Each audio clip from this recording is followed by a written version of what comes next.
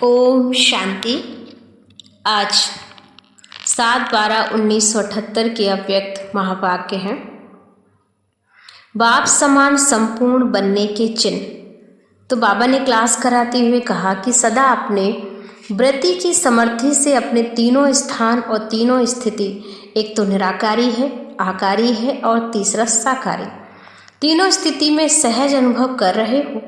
जैसे आदि स्थिति साकार स्वरूप में सहज महसूस होती थी, अनादि निराकारी स्थिति इतनी सहज अनुभव होती है क्या? अभी अभी अनादि हो जाओ, अभी अभी आदि स्मृति में आ जाओ, समानता अनुभव कर रहे हो। ऐसे अनुभव होता है जैसे साकार स्वरूप अपना अनुभव हो रहा हो, स्थित होना और नेचुरल अनुभव हो। ऐसे अपने अनादि निराकारी स्वरूप में रहो जो सदा ही एक अविनाशी है। तो सदा एक अविनाशी स्वरूप में स्थित होना है, नेचुरल हो। संकल्प किया सेकंड में और स्थित हो गए, इसी को कहा जाता बाप समान संपूर्ण अवस्था, कर्मातीत अवस्था। तो अपने से पूछो अंतिम स्टेज के कितना समीप पहुंचे हैं।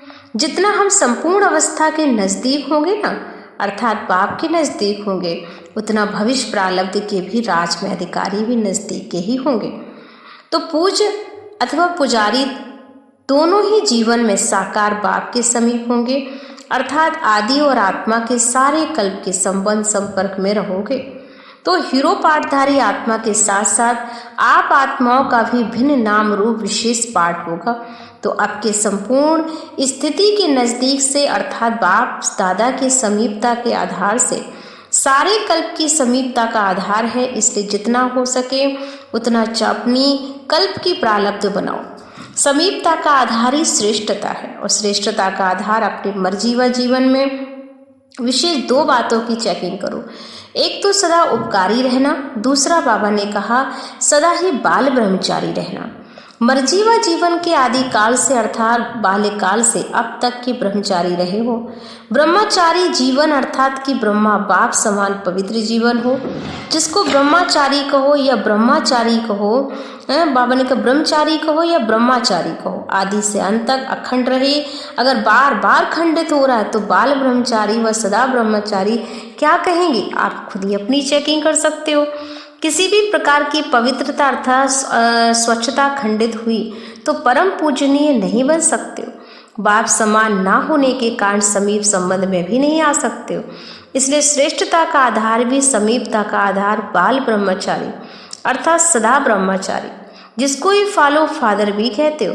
तो अपने को चेक करो कि मैं सदा ब्रह्मचारी, जिसको फॉलो फादर कहते हो, तो अपने में चेक करना है मैं अखंड हूँ। अखंड रहने का सर्व प्राप्तियों को अखंड अनुभव भी करना होगा, क्योंकि खंडित पुरुषार्थी की प्राप्तियां भी अल्पकाल की ही होंगी। इसलिए अपना रजिस्टर चेक करो, किसी भी प्रकार के दाग से रजिस्टर को खराब तो हमने नहीं किया है।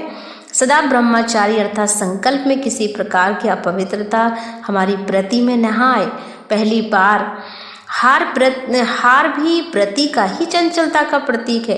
तो पहली आर हमारी व्रति की चंचलता, दूसरी दृष्टि कृति की चंचलता।